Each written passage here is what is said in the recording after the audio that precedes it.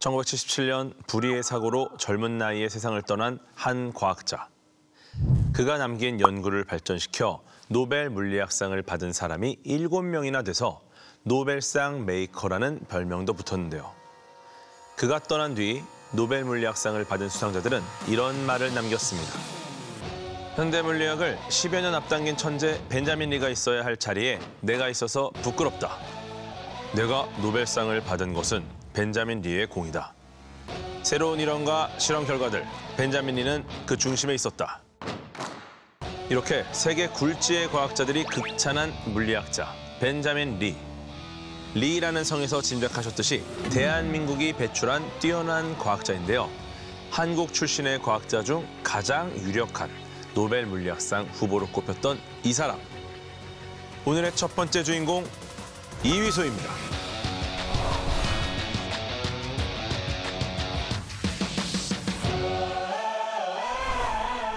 보통 한국의 과학자 중에 어떤 분을 알고 있느냐, 좋아하시냐 질문을 드리면 사실 답을 하기 어려워하시는 분들이 많습니다. 그래도 이휘소 박사님은 아마 성함을 들어보신 분들이 많이 계실 겁니다.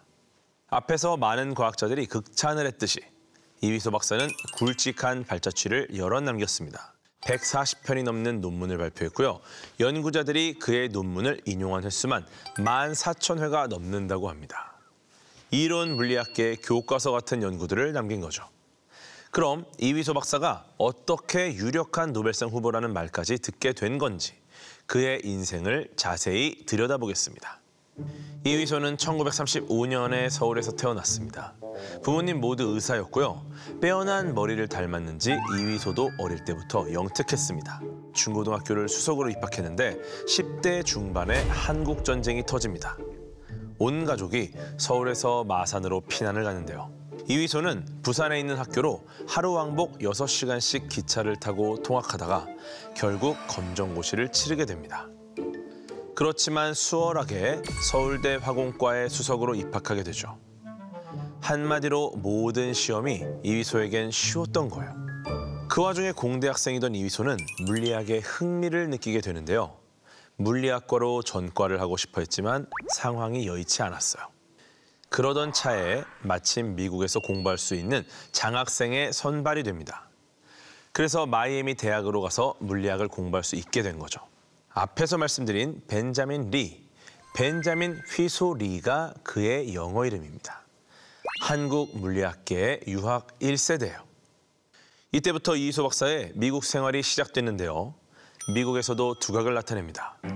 박사까지 마친 이휘소 박사는 한국으로 돌아갈지 미국에 남을지 깊이 고민하는데요. 당시 한국이 군사정권 시절이라 물리학 연구에 집중하기 어렵다고 판단해서 미국에 남게 됩니다. 그리고 세계 최고의 석학들이 모인 곳 프린스턴 대학의 고등연구소로 가게 되죠. 아인슈타인, 폰 노이만, 오펜하이머 등 당대 최고의 과학자들이 모인 연구기관이었어요.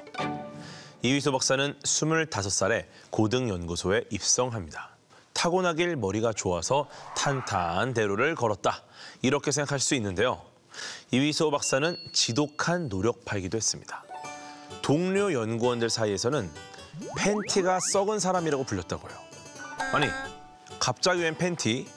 이 이상한 별명은 이휘소 박사가 한 번 자리에 앉으면 엉덩이를 떼지 않아서 붙여진 겁니다. 사적인 모임도 안 가고 옷 갈아입을 틈도 없이 밤낮 없이 연구실에만 붙어 있었다고요. 그리고 언젠가는 점심 먹다가 갑자기 연구실로 사라져서 앉은 자리에서 이틀 만에 논문을 완성했다는 이야기도 있어요. 진짜 과학에 중독된 수준이었죠. 이휘소는 미국에서 활동했지만 항상 한국의 상황에도 관심을 갖고 있었습니다. 이런저런 이유로 한국에 돌아오진 않았지만 한국의 기초과학 연구를 발전시키고 싶다는 마음은 강했습니다. 그렇게 1974년 9월 떠난 지 20년 만에 잠시 귀국을 하게 되는데요. 미국 국제개발처가 서울대 이공계를 지원하기 전에 타당성 조사를 하려고 파견된 거였어요. 조국의 과학 발전을 돕고 싶었던 이휘소는 서울대학교의 이공계 교육 증진 계획을 적극적으로 이끌어냈습니다. 그 덕분에 미국 정부는 한국에 $800만 달러라는 그 당시 기준으로 엄청난 금액을 지원했는데요. 이 금액으로 열악했던 1980년대 한국 대학원 수준을 향상시킨 거죠. 그런데 말이죠. 희한하게도 이휘소 박사가 박정희 전 대통령을 도와서 한국의 독자적인 핵무기를 개발하려고 했다는 소문이 돌았습니다. 하지만 이건 전혀 사실이 아니에요. 특히나 이휘소 박사는 핵무기에 반대하는 입장을 여러 번 밝힌 적이 있어요. 핵무기는 언젠가 반드시 없어져야 한다. 특히 독재가 행해지고 있는 개발도상국에서의 핵무기 개발은 결코 허용해서는 안 된다. 라는 말을 남기기도 했습니다. 그런데 왜 이휘소 박사가 군사정권의 핵무기 개발을 도왔다는 소문이 난 걸까요? 그건 바로 소설책 때문이었습니다. 이휘소 박사 사후에 출판된 무궁화 꽃이 피었습니다라는 책인데요. 이휘소 박사를 모델로 한 소설로 수백만 부가 팔린 베스트셀러가 됐습니다. 그런데 소설 속에서는 주인공이 한국의 지하 실험실에서 핵개발에 착수했고 그의 사망도 미국 정부가 한국의 핵개발을 막으려고 꾸민 일처럼 묘사가 된 거예요. 아시다시피 소설은 허구가 더해진 가상의 이야기죠. 그럼에도 실제 인물을 모델로 했다고 알려지다 보니까 사람들이 이걸 현실처럼 받아들인 거예요. 이 책이 데이트를 치면서 이휘소 박사에 대한 잘못된 이미지가 퍼져나갔고 이휘소 박사의 유족들은 소설의 판매를 멈춰달라는 소송을 제기합니다. 고인의 명예가 훼손됐다는 거죠. 그런데 한국 법원은 유가족의 청구를 기각했습니다. 이 책 때문에 국민들이 오히려 이휘소 박사를 존경할 수 있게 돼서 이휘소 박사의 명예를 더 높이는 데 기여했다는 이유였어요. 이 일로 유족들은 큰 괴로움을 겪었다고 알려져 있는데요. 그 후로 유가족들은 큰 상처를 입고 한국 언론과는 일절 접촉을 하지 않았다고 합니다. 참 씁쓸한 일이죠. 이휘소 박사의 생애 후반이 소설에 나올 만큼 드라마틱하긴 했습니다. 세계적인 물리학자로 입지를 굳혀가던 와중에 갑작스럽게 사고로 세상을 떠났거든요. 40대 초반에 젊은 나이에 돌아가셨어요. 원인은 고속도로에서 발생한 교통사고였는데요. 이휘소 차의 반대편에서 달리던 대형 트레일러가 고장나면서 충돌 사고가 난 겁니다. 같이 타고 있던 아내와 아이 둘은 경상을 입었지만 이휘소는 병원으로 옮겼음에도 숨지고 맙니다. 그 후 사망을 둘러싼 음모론이 퍼졌는데요. 미국 정부가 한국의 핵무기 개발을 막으려고 사고를 만들었다는 거죠. 하지만 과학자들은 이런 사고를 설계하는 것은 불가능하다고 입을 모아 말하고 있는데요. 그럼에도 소문이 쉽게 사그라들지 않아서 2010년에 한국의 방송사에서는 이게 계획된 사고인지 실험까지 해봅니다. 실험 결과 의도적으로 다른 차를 가격하는 게 불가능하다는 결론이 나왔습니다. 전도 유망한 과학자가 세상을 떠났으니 너무 안타까워서 사고라고 믿고 싶지 않으니 이런 소문이 났을 수도 있어요. 그래도 이것은 사실이 아닙니다. 이른 나이에 세상을 떠났지만 이휘소 박사가 했던 연구들은 세상에 남아 있습니다. 그럼 이휘소 박사는 대체 어떤 업적들을 남기셨길래 세계적인 물리학자라고 불리는 걸까요? 우선 이휘소 박사는 물리학 중에서도 입자 물리학을 연구했습니다. 입자 물리학은 우주를 이루고 있는 가장 기본 재료를 찾는 그런 순수한 물리학 분야입니다. 물질을 쪼개고 또 쪼개면 더 이상 쪼개지지 않는 작은 입자가 있을 것이다. 이렇게 더 이상 쪼개지지 않는 입자를 기본 입자라고 합니다. 이런 기본 입자들은요, 그냥 그 상태로 있는 게 아니라 여러 가지 힘에 의해서 원자를 이루고 또 우주 만물을 이룹니다. 그 여러 가지 힘을 우리 과학은 딱 4가지로 규정하고 있는데요. 중력, 전자기력, 그리고 강한 상호작용과 약한 상호작용입니다. 예전에는 강한 핵력, 약한 핵력이라고 부르기도 했어요. 강한 상호작용은 쉽게 말해 원자핵을 구성하는 입자들을 아주 강한 힘으로 딱 모아주는 앞서 말씀드린 4가지 힘 중에 가장 강한 힘입니다. 그리고 약한 상호작용은 입자의 붕괴에 관여하는 힘인데요. 강한 상호작용, 전자기력, 다음으로 강한 힘입니다. 이휘소 박사가 한 일이 이런 입자와 입자에 작용하는 힘에 관한 연구였습니다. 네, 한마디로 어려운 연구를 하셨다 이 이야기입니다. 제가 미리 양심 고백하겠습니다. 사실 이휘소 박사님의 연구는 쉽지가 않아요. 그래서 대표적인 거 딱 2가지만 추려서 말씀드리려고 합니다.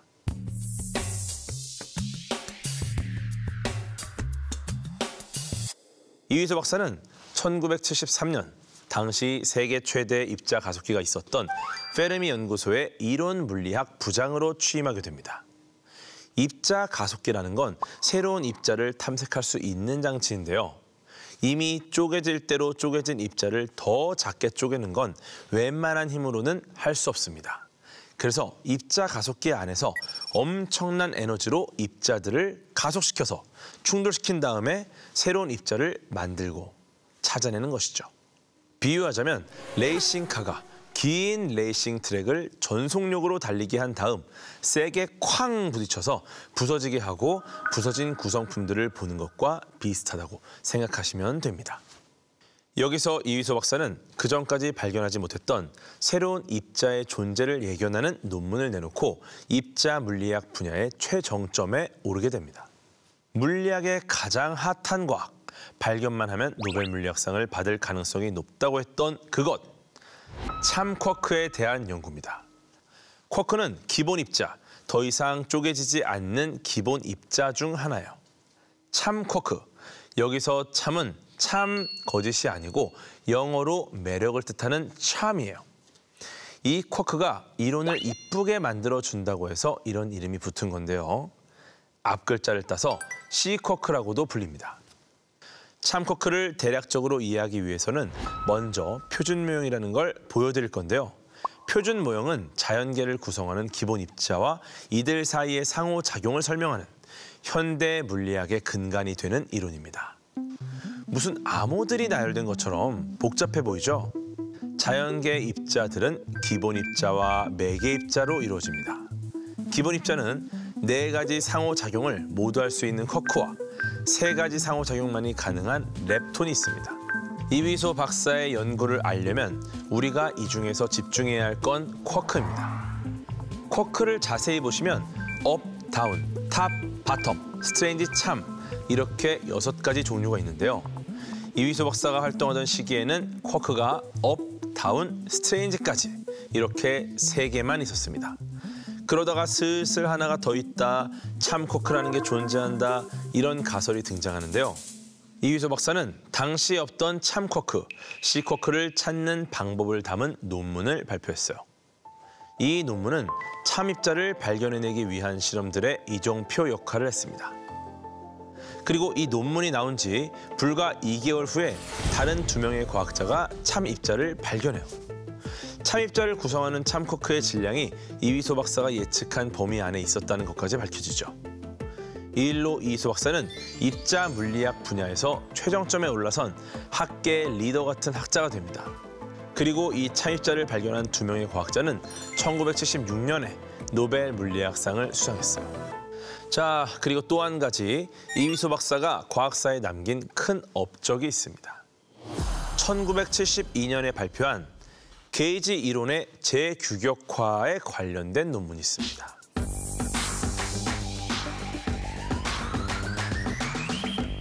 분명히 영어 조금 섞인 한국말인데 무슨 소리인지 하나도 모르시겠죠? 단어부터 하나씩 보면요. 게이지, 눈금, 측정 기준 이런 뜻입니다. 분노 게이지 상승, 이때 등장하는 게이지가 그 게이지예요. 게이지 이론은 입자들의 결합과 상호작용을 설명하는 표준 이론, 통합적으로 설명하는 틀이라고 보시면 됩니다. 솔직히 대중이 이해하기에는 굉장히 어렵습니다. 그래서 그냥 이 게이지 이론으로 뭘 할 수 있길래 그렇게 중요한지를 간단하게 설명드릴게요. 아까 우주에는 4가지 힘이 있다고 말씀드렸잖아요. 그런데 물리학자들은 이런 힘들이 다 따로따로 존재하는 게 아니라 어떤 식으로든 서로 연관이 되어 있다. 그래서 이걸 통일할 수 있겠다. 이렇게 생각을 해서 통일 이론을 만들겠다는 원대한 꿈을 갖고 있습니다. 그런 식으로 아인슈타인도 중력과 전자기력을 통일하려는 시도를 했습니다. 비록 죽을 때까지 성공하진 못했지만요. 그런데 이 게이지 이론에 따르면요. 두 가지 힘, 즉 두 가지 상호작용을 통합할 수 있어요. 전자기력과 약한 상호작용을 한 번에 설명할 수 있습니다. 그럼 우주의 기본 힘을 4개에서 3개로 줄일 수 있는 거예요. 이휘소 박사는 이런 게이지 이론의 가능성을 아주 일찍 인식한 분이에요. 그래서 전자기력과 약한 상호작용을 하나로 통합하려고 했던 스티븐 와인버그의 1967년 논문에 주목합니다.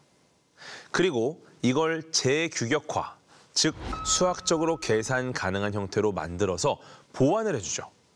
그러니까 굉장히 복잡한 수식이 있으니까 이휘소 박사님께서 내가 한번 조금 정리를 해볼까? 해갖고 굉장히 심플하게 정리를 합니다.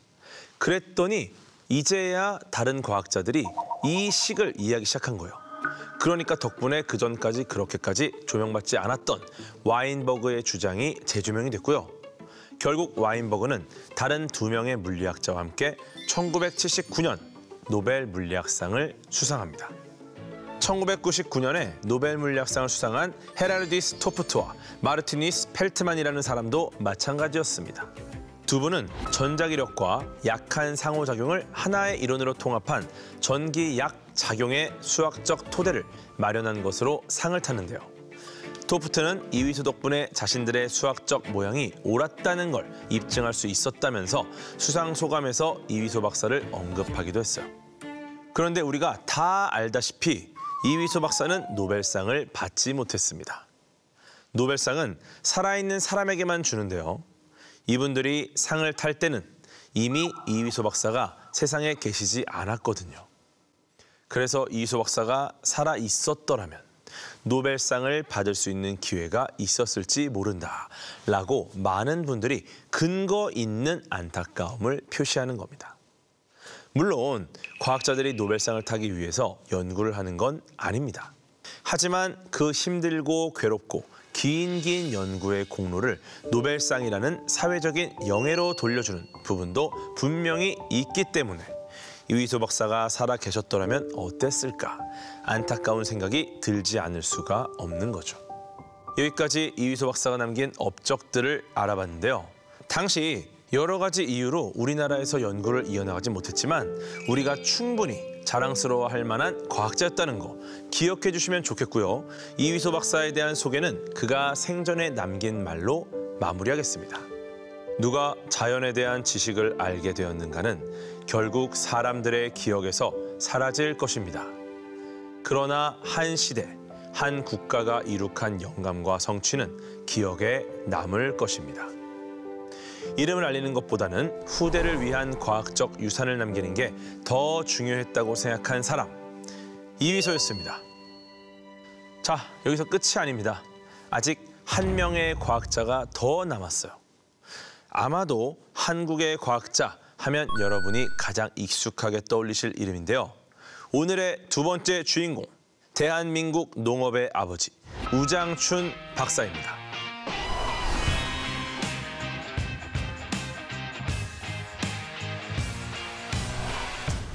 우장춘 박사는 1898년 일본에서 태어났는데요. 아버지는 한국인, 어머니는 일본인이었습니다. 아버지를 따라서 한국 국적을 갖고 있었지만 일본에 살았는데요. 한국의 농업에 남긴 업적만큼이나 인생사에 굴곡이 많으셨던 분입니다. 우장춘 박사가 일본에서 나고 자라게 된 데는 비극적인 사연이 있습니다. 그의 아버지인 우범선이 대표적인 친일파였기 때문이죠. 우범선은 을미사변, 일본이 명성황후를 시해한 사건의 주범입니다. 을미사변이 일어나던 날, 궁의 경비 책임자였는데도 자진해서 일본 자객들에게 문을 열어줬습니다. 그 후 일본으로 망명해서 아들인 우장춘 박사도 일본에서 태어나게 된 거죠. 여기까지 들으시면 우장춘 박사 친일파의 후손, 비호감 이렇게 느껴지실 거라고 생각이 듭니다. 그런데요, 우장춘 박사는 아버지와 같은 길을 걷지 않았습니다. 아버지가 조국에 진 빚을 갚기 위해 대한민국 농업에 헌신했어요. 일본 정부가 창시 개명하라는 걸 거절해서 20년간 근무했던 직장에서 쫓겨나기도 했습니다. 한국에선 친일파라는 이유로 미움받고 일본에선 한국인이라는 이유로 차별받았어요. 거기다 그의 아버지는 우장춘이 5살 때 일본에 온 조선인 자객에게 피살됐습니다. 어린 나이에 아버지를 잃은 우장춘은 가난하고 불우한 어린 시절을 보내야 했습니다. 어머니는 남의 집에 얹혀 살고 우장춘은 고아원에 맡겨져 자라는데요. 평생 먹을 감자를 고아원에서 다 먹어서 성인이 된 이후로는 감자를 먹지 않았다고 합니다. 어떤 생활을 했는지 대충 짐작이 가시죠? 가난과 국적은 학창 시절에도 우장춘의 발목을 잡았습니다. 우장춘은 공학을 전공하고 싶어서 도쿄 제국대학의 공학부에 지원했는데요. 조선총독부가 장학금을 주는 조건으로 공학부가 아닌 농학을 배우는 농과대학에 가라고 지시를 합니다. 조선인이 과학 분야에 종사하는 걸 못하게 한 거죠. 그때 농과대학은 농업기술자를 양성하는 학원 같은 곳이었습니다. 그래서 우장춘은 본인 인생임에도 원했던 전공을 하지 못하고 농과대학에 진학하게 됩니다. 그렇게 대학을 졸업한 다음에 당시 농학자에게 최상의 직장으로 꼽히는 국립농사시험장에 입사를 하고 본격적으로 유전학 연구에 돌입하는데요. 여기서도 전문학교 출신의 조선인이라는 이유로 차별을 당합니다. 아무리 대단한 성과를 내도 깊이 부서에만 배정이 된 거죠. 우장춘은 이 모든 불이익 속에서 박사학위 논문에 매진합니다. 박사학위를 받으면 출신의 장벽을 극복할 거라고 생각했거든요. 그런데 참 박복한 게요. 논문 제출 하루 전날 우장춘이 일하던 곳에서 불이 납니다. 우장춘이 연구한 자료들 그리고 열심히 쓴 논문까지 다 불에 타버립니다. 수년간의 노력이 한순간에 잿더미가 된 거죠. 하지만 우장춘은 포기하지 않습니다. 원래 썼던 논문 주제가 아닌 유채꽃 연구를 하는데요. 6년 뒤 38살에 이 내용을 담은 논문으로 그토록 기다렸던 박사학위를 받습니다. 그리고 더 중요한 건 이 논문이 우장춘을 세계적인 육종학자로 만들었다는 겁니다. 이게 바로 우장춘 박사를 대표하는 업적, 종의 합성입니다.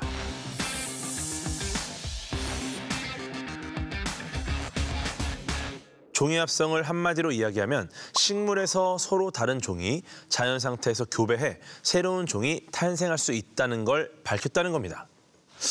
이거 당연한 거 아닌가? 라는 생각이 드실 수도 있는데 그건 이제 우리가 현대를 살기 때문에 그렇습니다. 우장춘 박사가 살던 시대에는 서로 다른 종끼리 교배시키면 교잡종이 탄생할 뿐 새로운 종이 탄생하지는 않는다는 게 정설이었어요. 그런데 이걸 우장춘 박사가 깨뜨린 거죠. 그럼 우장춘 박사는 이걸 어떻게 알아냈을까요? 먼저 배추와 양배추를 교배시켰는데요. 배추와 양배추는 비슷해 보이지만 사실 같은 종이 아닙니다. 보통 이렇게 서로 다른 종을 교배시키면 동물의 경우에는 생식 능력이 없는 자손이 태어나는 경우가 많아요. 그럼 식물은 어땠을까요? 우장춘 박사는 서로 종이 다른 배추와 양배추를 교배시켜서 번식이 가능한 잡종, 유채를 만들었습니다. 네, 저희가 아는 그 제주도 유채꽃의 유채입니다. 우장춘 박사는 또 배추와 흑겨자를 교배하면 갓김치에 갓이 되고 양배추와 흑겨자를 교배하면 에티오피아 겨자를 만들 수 있다는 것도 같이 보여줍니다. 우장춘 박사는 이렇게 배추, 양배추, 흑겨자가 이리저리 조합되어서 유채, 갓, 에티오피아 겨자라는 새로운 종이 만들어지는 과정을 삼각형 모양의 도식으로 표현했는데요. 이게 그 유명한 종의 합성 이론인 우의 삼각형입니다. 우는 우장춘 박사의 성을 딴 거죠. 이건 생물학계에서 기념비적인 연구였는데요. 왜냐, 찰스 다윈, 우리가 6강에서 소개했던 찰스 다윈의 종의 기원에서 밝힌 진화론에서 부족했던 점을 우장춘 박사가 보완한 거거든요. 다윈이 주장한 것은 환경에 적응해서 살아남은 것만이 새로운 종을 이룬다는 것이었는데 이때까지는 그게 정설이었어요. 그런데 우장춘 박사가 적어도 식물에서는 서로 다른 종의 교배를 통해서도 새로운 종이 나타날 수 있다라는 진화의 새로운 메커니즘을 제시한 겁니다. 그래서 종의 합성 이론은 지금까지도 육종학의 초석이 되고 있고요. 우장춘 박사가 조금만 더 오래 살았더라면 이걸로 노벨상을 받았을 거라는 이야기도 심심치 않게 나왔을 정도였죠. 그런데 우리는 우장춘 박사가 종의 합성 이론을 만들었다는 사실은 잘 모릅니다. 다들 우장춘 하면 씨 없는 수박으로 많이 알고 계세요. 그런데 사실 이건 오해입니다. 우장춘 박사는 씨 없는 수박을 만들지 않았어요. 씨 없는 수박을 만든 사람은 일본의 유전학자 기하라 히토시라는 분입니다. 근데 왜 우장춘이 씨 없는 수박이랑 연관 검색어가 되었냐? 우장춘 박사가 나중에 한국에 와서 농작물 품종을 개량하려고 혼신의 힘을 쏟았는데요. 문제는 이런 인위적인 품종 개량에 대해서 우리나라 농민들의 거부감, 경계심 같은 게 있었다는 거예요. 그래서 우장춘 박사가 새로운 종자에 대한 직관적인 홍보를 하기 위해서 이런 씨 없는 수박 만들기를 시연한 겁니다. 인위적으로 생식 능력을 없애서 씨앗을 만들지 못하는 수박을 만들어내고 시식회도 열고 그랬어요. 덕분에 우장춘 박사가 헐값으로 개량된 종자를 나눠줘도 이걸 믿지 않던 사람들의 인식이 조금씩 변하게 된 겁니다. 그래서 정정을 하자면요. 우장춘 박사는 씨 없는 수박을 만든 게 아니라 일본에서 만들어진 걸 국내에 전파한 사람인 겁니다.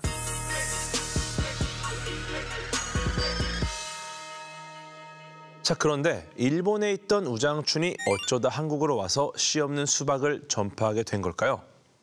1945년 대한민국이 광복을 맞은 게 계기였는데요. 해방 이후 한국은 엄청난 빈곤과 식량난에 허덕였거든요. 좋은 종자를 심어서 농산물 생산량을 늘려야 하는 상황이라 세계적인 육종학자로 꼽히던 우장춘에게 도움을 요청한 거죠.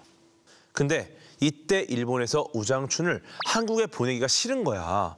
그래서 우장춘 박사가 뭘 했냐면 무단 출국을 시도하려다가 걸려서 조선인 수용소, 감옥까지 들어갑니다. 그렇게 우여곡절 끝에 1950년, 30년의 연구 성과를 가지고 어렵게 한국으로 귀국합니다. 귀국하던 날 우장춘 박사는 이런 소감을 남겼어요. 이제껏 어머니의 나라에서 일본인 못지않게 노력해왔습니다. 지금부터 아버지의 나라 한국을 위해 최선을 다하고 이 나라의 뼈를 묻겠습니다. 한국에 온 우장춘 박사는 그 어떤 직책도 욕심내지 않고 오직 농업 연구에만 몰두했어요. 농림부 장관으로 임명하려 했던 대통령의 뜻도 거절하고 한국농업과학연구소의 소장으로 취임했습니다. 직원 12명이 전부인 작은 연구소였는데 이름만 연구소지 전기도 수도 없는 열악한 곳이었어요. 하지만 이런 상황 속에서도 우장춘 박사는 우수한 채소 품종들을 만들고 대량 생산하는 데 성공합니다. 먼저 한국인의 주식인 김치를 위해 배추와 무 종자를 만드는데요. 그전까지 얇고 부실한 배추를 먹고 있던 한국인들에게 속이 꽉 차고 잎이 두꺼운 배추 종자를 개발해서 먹게 해줬습니다. 봄동처럼 쫙 펼쳐진 게 아니라 우리 김장 담글 때 쓰는 속이 꽉 찬 배추 있죠? 이런 걸 결구배추라고 하는데 우장춘 박사가 개발한 겁니다. 이 배추는 반도체와 함께 우리 생활을 바꾼 과학기술 70선에도 올라 있어요. 지금 우리가 제주산 귤을 흔하게 먹을 수 있는 것도 우장춘 박사 덕분인데요. 제주도를 시찰한 후에 귤을 재배하기에 딱 좋은 환경이라고 판단했다고 합니다. 그래서 제주도에서 감귤 농사가 시작이 되죠. 또 강원도 감자에도 우장춘 박사의 공이 묻어 있습니다. 당시 강원도에서는 바이러스가 한번 창궐하면 감자 농사가 거의 전멸하다시피 했는데요. 우장춘 박사가 병충해에 강한 감자로 개량했습니다. 그 덕분에 한국 전쟁 이후의 식량난을 해소하는 데 도움이 됐습니다. 그럼에도 우장춘 박사는 친일파인 아버지의 굴레를 벗는 게 쉽지 않았습니다. 한국어를 잘 못하고 한국 문화에 익숙하지 않아서 친일파로 의심받았고요. 정부 수사기관에서도 항상 우장춘 박사를 요주의 인물로 주시했죠. 일본 출국도 허락되지 않아서 어머니가 사망했을 때도 일본에 갈 수 없었고 그의 딸이 결혼식을 할 때도 갈 수 없었습니다. 늘 이방인처럼 살아온 우장춘 박사가 정식으로 조국의 인정을 받은 건 세상을 떠나기 직전이었습니다. 우장춘 박사는 연구에 대한 집념으로 쉬는 날도 없이 일하다가 몸이 완전히 상해버렸는데요. 1959년 8월 7일 병실에 있던 우장춘 박사에게 한 사람이 찾아옵니다. 농림부 장관이었어요. 농업을 개척한 공로로 대한민국 문화포장을 수여하러 온 거였죠. 건국한 이후로 우장춘 박사가 두 번째 수상자였습니다. 첫 번째는 애국가를 작곡한 안익태 선생님이었어요. 그날 우장춘 박사는 눈물을 흘리며 이런 말을 남겼다고 해요. 고맙습니다. 나의 조국이 드디어 나를 인정해 주었군요. 기쁩니다. 그리고 3일 뒤 우장춘 박사는 향년 61세에 눈을 감았습니다. 우장춘 박사가 한국의 우량 종자를 만들고 보급한 덕분에 우리는 일본으로부터 종자 독립을 이룰 수 있었습니다. 그리고 우리 식탁의 풍경도 엄청나게 달라졌죠. 우장춘 박사가 아니었더라면 우리가 지금 같은 김치를 먹을 수 있었을까요? 친일파의 자손이라고 손가락질하기에는 좀 슬픈 기구한 삶이죠.